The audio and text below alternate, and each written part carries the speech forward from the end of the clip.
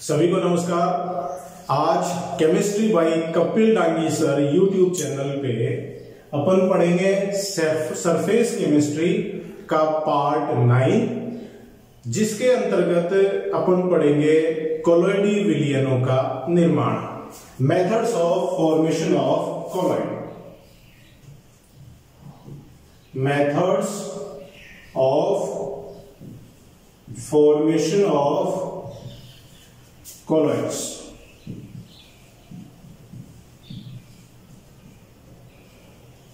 देखिएगा, अपन ने पिछले वीडियोस में जब कोलॉइडों का वर्गीकरण देखा था तो उसमें एक प्रकार का वर्गीकरण था परीक्षित प्रावस्था और परिक्षेपण माध्यम के मध्य आकर्षण बलों के आधार पर। और वहां अपन ने दो प्रकार के कोलॉइड देखे थे, द्रव स्नेही और द्रव विरोधी।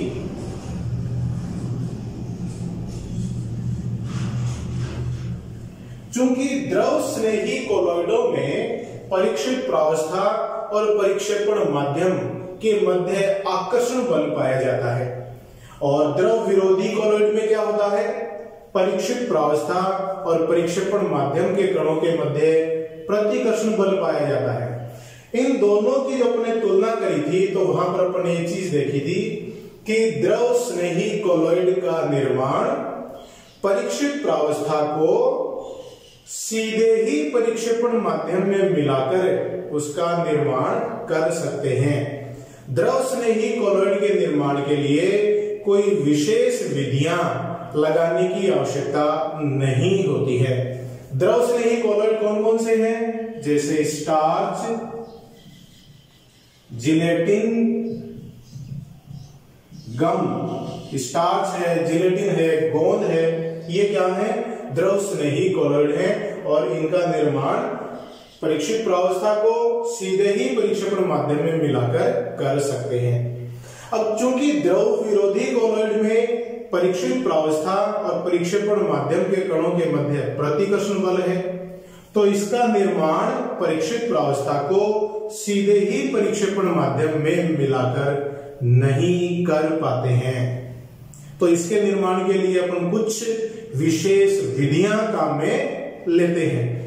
उन विधियों में देखिएगा दो प्रकार से अपन काम में ले सकते हैं। सबसे पहले अगर अपन देखें कि जैसे मान लेते हैं कि जिस पदार्थ का अपने को कोलॉइड बनाना है, उस पदार्थ के कणों का आकार कोलॉइडी कणों की कोटि से बड़ा है, तो उसके कणों को तोड़कर पीसकर कोलॉइडी कणों के आकार का करते हैं और उसका विलयन तैयार करते हैं, कोलॉइडी विलयन तैयार करते हैं। इस विधि को कहते हैं परिक्षेपण विधि। परिक्षेपण विधि, dispersion method. Dispersion method, dispersion method में क्या है?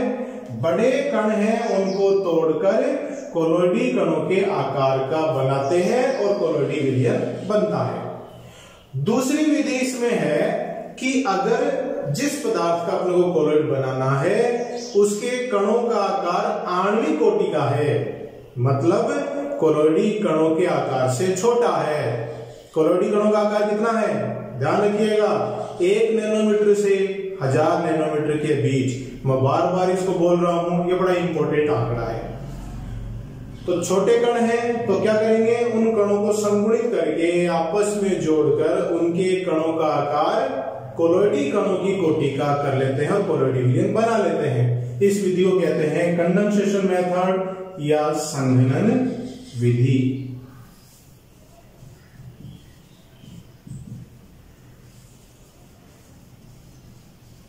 Condensation method. तो ये परिक्षेपण विधि और दूसरी संघनन विधि। ये अपन पढ़ेंगे किसके लिए? द्रव विरोधी कोलॉइडों के लिए। ध्यान रखिएगा, द्रव स्नेही कोलॉइड के निर्माण के लिए तो अपन सीधे ही परीक्षित प्रावस्था को परिक्षेपण माध्यम में मिलाकर बना सकते हैं। अब देखिए, इन विधियों को अपन एक एक करके पढ़ते हैं डिटेल में।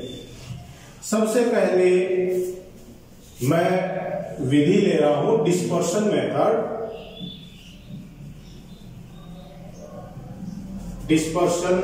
मेथड, परिक्षेपण विधि।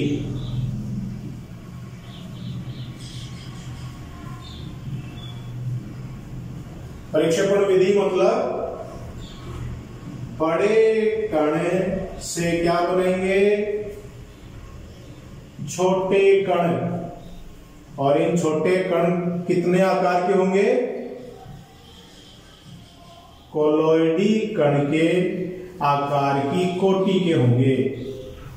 यह ध्यान रखिएगा, बड़े से छोटा बना रहे हैं परिक्षेपण विधि में।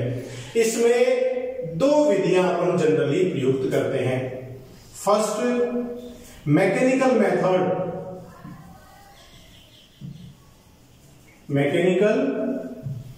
मेथड, जिसको आप यांत्रिक विधि भी कह सकते हैं।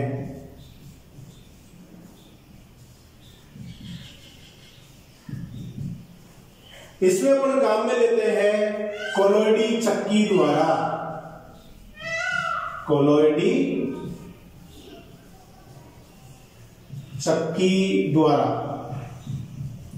बाइकोलोइडल मील,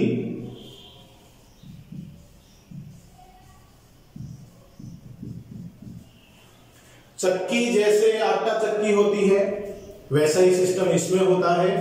देखिए क्या करते हैं, जिस पदार्थ का अपने को कोलोइडी विलयन बनाना है उसे पहले थोड़ा कूट कर उपयुक्त परिक्षेपण माध्यम में मिलाकर निलंबन बना लेते हैं। देखिए पदार्थ है, क्या करेंगे, कूट कर उसका निलंबन बना लेते हैं। निलंबन बना लिया, इस निलंबन को कोलोइडी चक्की में डालकर पीसते हैं। अब कोलोइडी चक्की में होता क्या है उसे मैं इस चित्र के द्वारा बता सकता हूं। देखिए इस प्रकार की ये चक्की है, यहां से जिस पदार्थ का कोलोइड बनाना है उसका निलंबन बनाकर आप इसमें डालेंगे। और ये देखिए दो धातु की चक्रियां हैं, मेटल के ये पार्ट हैं, चक्रियां बनी हुई हैं। इन चक्रियों के मध्य ये जो दूरी है, ये वाली दूरी, ये दूरी 1 नैनोमीटर से 1000 नैनोमीटर के मध्य आप रख सकते हैं। जिस भी आकार का कोलोइडी विलयन बनाना है उस आकार का के कण बनाने के लिए इन धातु की चक्रियों के मध्य दूरी को एडजस्ट किया जा सकता है ना, लेकिन दूरी होगी 1 नैनोमीटर से 1000 नैनोमीटर के बीच।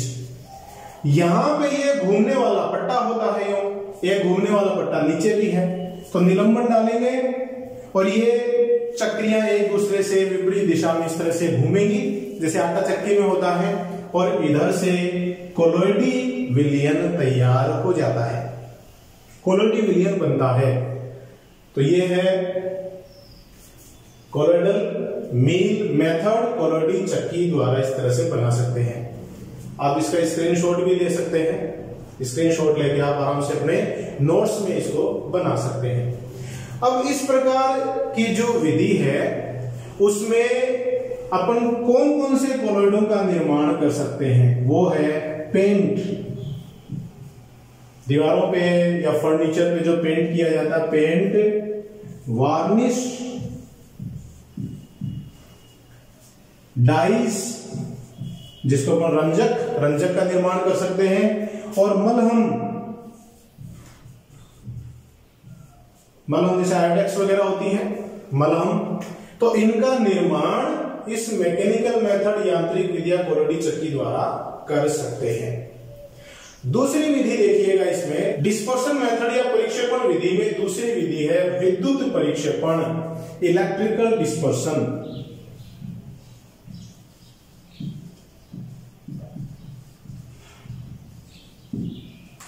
ये विधि बहुत इंपॉर्टेंट है, इसे ब्रेडिग आर्क विधि भी कहते हैं। बहुत बार बोर्ड एग्जाम में ये विधि पूछी गई है, ब्रेडिग आर्क विधि, ब्रेडिग आर्क मेथड। इस विधि के द्वारा कुछ विशेष प्रकार के धातुओं के कोलॉइड बनाए जाते हैं, जैसे Ag, Au, Cu, प्लेटिनम। चांदी, सोना, कॉपर और प्लेटिनम धातुओं के कोलॉइड इस विधि के द्वारा बना सकते हैं। इस विधि में करते क्या है देखिएगा।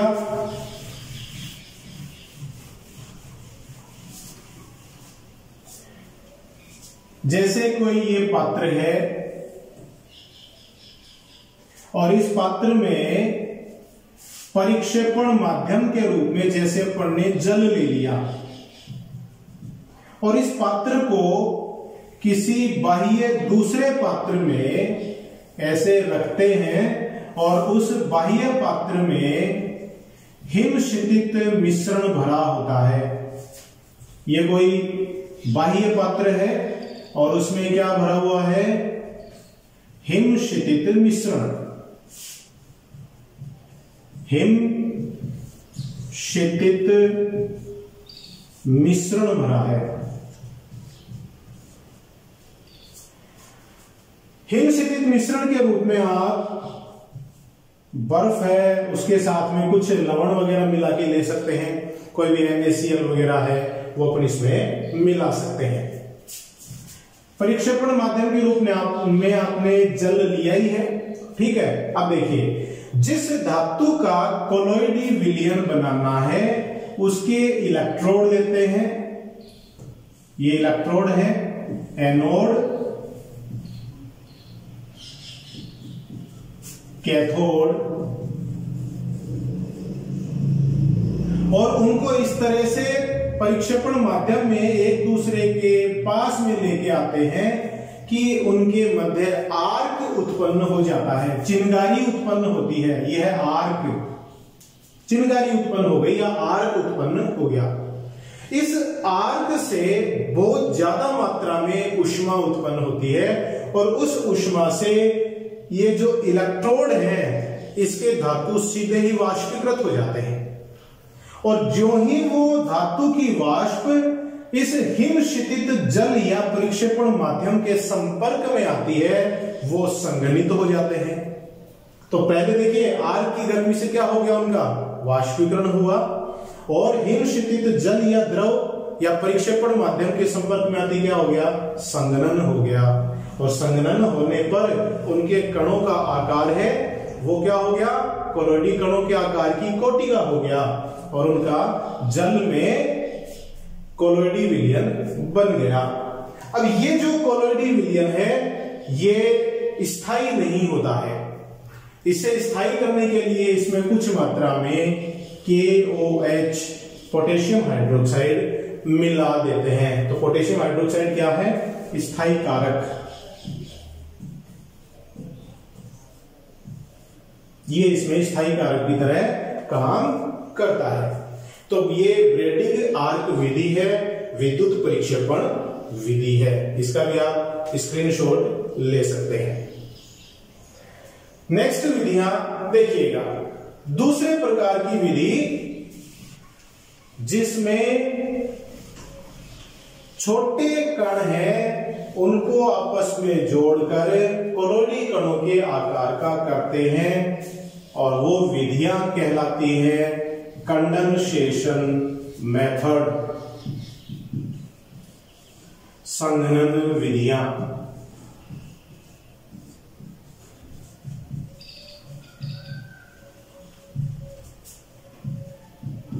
संघनन विधियों में कई प्रकार की विधियां पढ़ेंगे।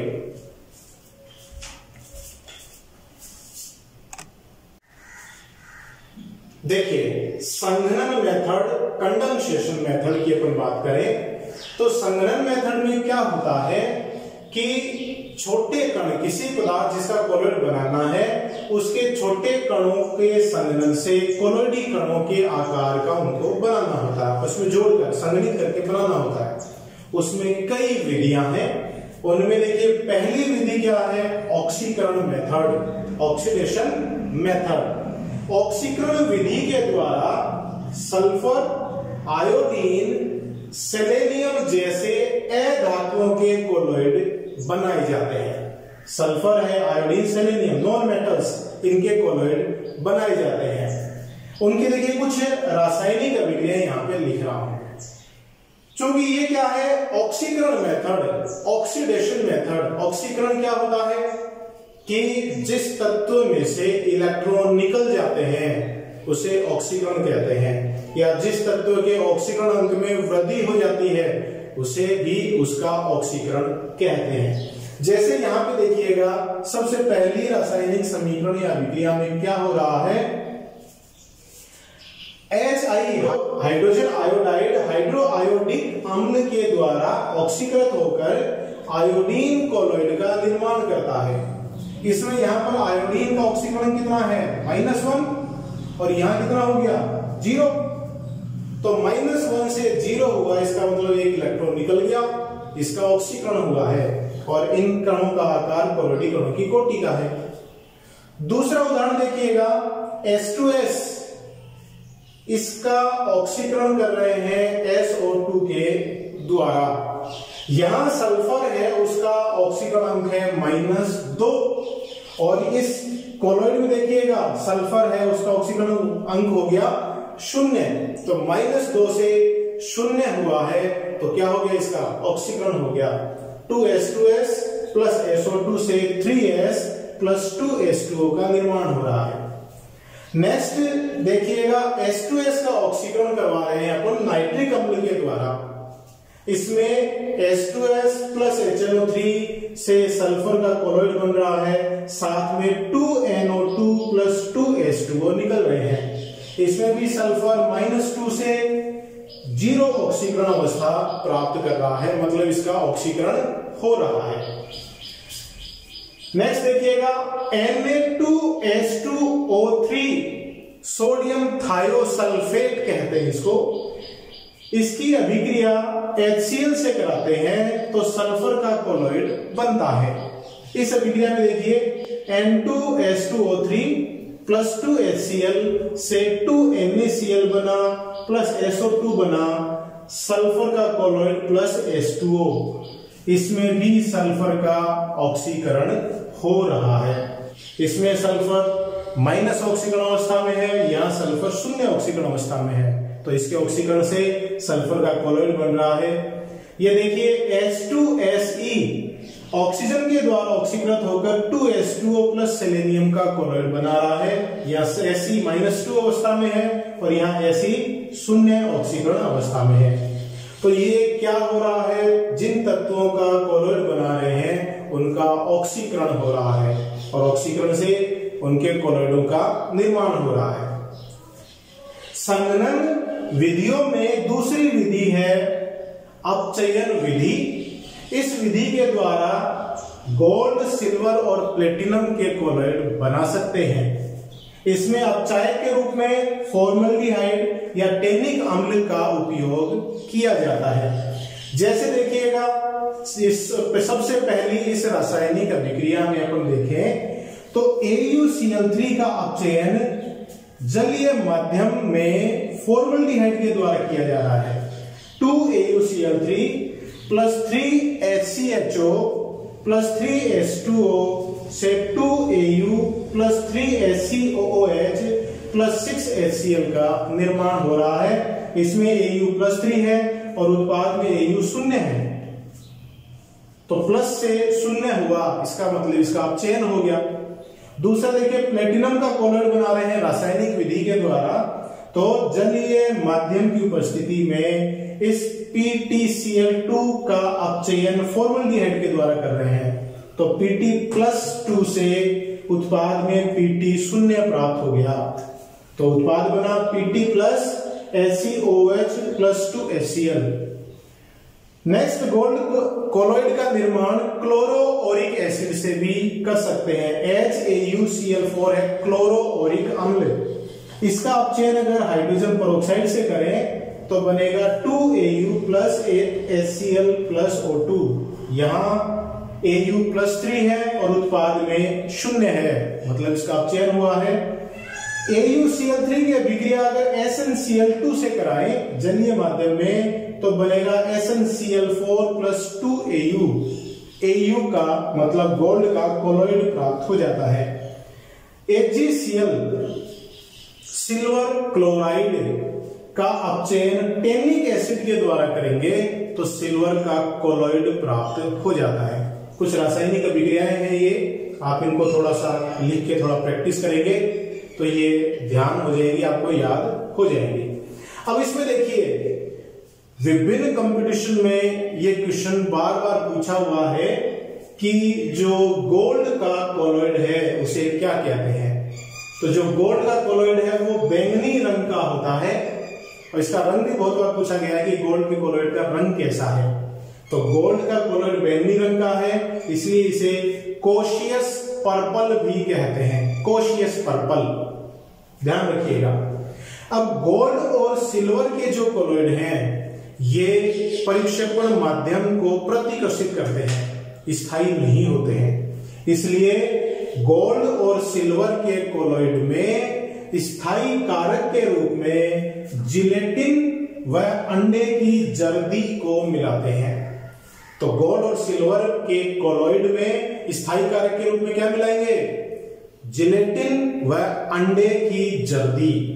और गोल्ड कोलॉइड को क्या कहते हैं? बैंगनी रंग का होने के कारण इसे कोशियस पर्पल कहते हैं। तो ये संघनन विधियों की दो विधियां हैं। संघनन विधि में तीसरी विधि है उभय अपघटन। देखिएगा, उभय अपघटन विधि में उन पदार्थों का कोलॉइडी विलयन बनाया जाता है जो जल में या परिक्षेपण माध्यम में बहुत कम विलय होते हैं या अविलय होते हैं। तो ये अविलय कोलॉइडी विलयन बनाने के लिए विशेष विधि है। अविलय विलयन कौन कौन से हैं? आंशिक रूप से विलयन पदार्थ कौन कौन से हैं?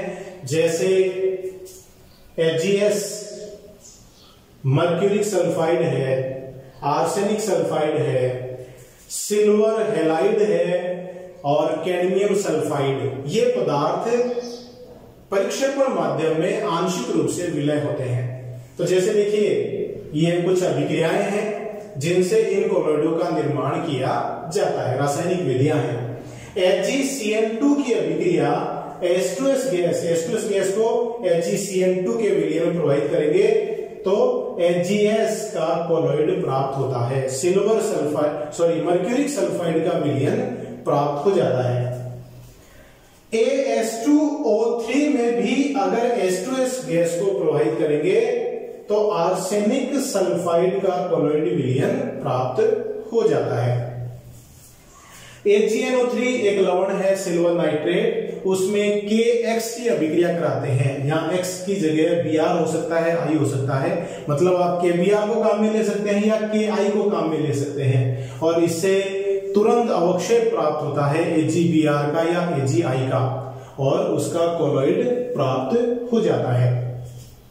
CdO कैडमियम ऑक्साइड में भी अगर H2S गैस को प्रभावित करेंगे तो CdS कैडमियम सल्फाइड का कोलॉइडी विलयन प्राप्त होता है। तो देखिए उन पदार्थों का कोलॉइडी विलयन बना रहे हैं जो परिक्षेपण माध्यम में आंशिक रूप से विलय होते हैं या अविलय होते हैं। नेक्स्ट विधि है जल अपघटन। यह भी एक प्रकार की संघनन विधि है। छोटे कणों से बड़े कणों का निर्माण करेंगे। जल अपघटन विधि के द्वारा आयरन, क्रोमियम, एल्यूमिनियम इत्यादि धातुओं के कोलॉइड बनाए जाते हैं। ये अपने प्रैक्टिकल में भी है 12th में। द्रव विरोधी कोलॉइड का निर्माण करना, द्रव विरोधी सोल का निर्माण करना। तो क्या करेंगे? फेरिक क्लोराइड है, उसकी जल अपघटन, उसका जल अपघटन करते हैं या जल से क्रिया करवाते हैं तो फेरिक हाइड्रोक्साइड के लाल रंग का कोलॉइड प्राप्त होता है। तो FeCl3 का जल अपघटन हो गया। यह है जल अपघटन विधि। नेक्स्ट है विलायक विनिमय। विलायक विनिमय का मतलब देखिए क्या है, जैसे कोई पदार्थ एक प्रकार के विलायक में तो ज्यादा विलय होता है, दूसरे प्रकार के विलायक में कम विलय होता है। तो उन पदार्थों का अगर एक प्रकार के विलायक से दूसरे विलायक में ट्रांसफर कर दिया जाए, स्थानांतरण कर दिया जाए, तो कोलॉइड का निर्माण हो जाता है। जैसे सल्फर फास्फोरस रेजिन के निर्माण इस विधि के द्वारा किए जाते हैं। सल्फर फास्फोरस और रेजिन है, ये जल में बहुत कम विलय होते हैं, लेकिन एल्कोहल में ये ज्यादा विलय होते हैं। तो क्या करते हैं, सल्फर फास्फोरस रेजिन का एल्कोहल में विलयन बनाते हैं, तो एल्कोहल में ज्यादा विलय है। फिर इस विलयन को जल में मिलाया जाता है या जल को इस विलयन में आधिक्य में डालते हैं। तो शुरू में तो इनके कणों का आकार छोटा होता है, लेकिन जल में कम विलय होने के कारण ये कण आपस में जुड़कर संघनित होकर बड़े कणों का निर्माण कर लेते हैं और इनके कोलॉइड का निर्माण हो जाता है। पहले इनके एल्कोहल का विलयन बनाते हैं, फिर उसको जल में ट्रांसफर करते हैं, तो जल में कम विलय होने के कारण ये संघनित हो जाते हैं। नेक्स्ट विधि है छठी विधि, वाष्प का द्रव में संघनन। वाष्प का द्रव में संघनन कैसे करते हैं, जिस पदार्थ का कोलॉइड बनाना होता है उस पदार्थ की वाष्प को, उसको गर्म करेंगे, उबालेंगे अच्छे से, उसकी वाष्प को जिस परिक्षेपण माध्यम में उसका कोलॉइड बनाना होता है उस माध्यम में प्रवाहित की जाती है। जैसे सल्फर है और पारा है, उनका कोलॉइड इस विधि के द्वारा बनाते हैं। सल्फर और पारे को अपन गर्म करेंगे, उबालेंगे और इसकी वाष्प को जल में प्रवाहित करेंगे, तो संघनन के द्वारा जल में इनका कोलॉइड बन जाता है। तो देखिए ये कुछ विधियां हैं कोलॉइड के निर्माण की। इसमें कुछ रासायनिक अभिक्रियाएं हैं जिनको आपको बार बार लिख के आपको ये थोड़ा प्रैक्टिस करके देखनी पड़ेगी। वैसे कोई ज्यादा मुश्किल नहीं है, बड़ा आसान सा टॉपिक था आज। तो आप हाथ धोते रहिए, घर पे रहिए और मेरे वीडियोस देखते रहिए। बहुत बहुत धन्यवाद।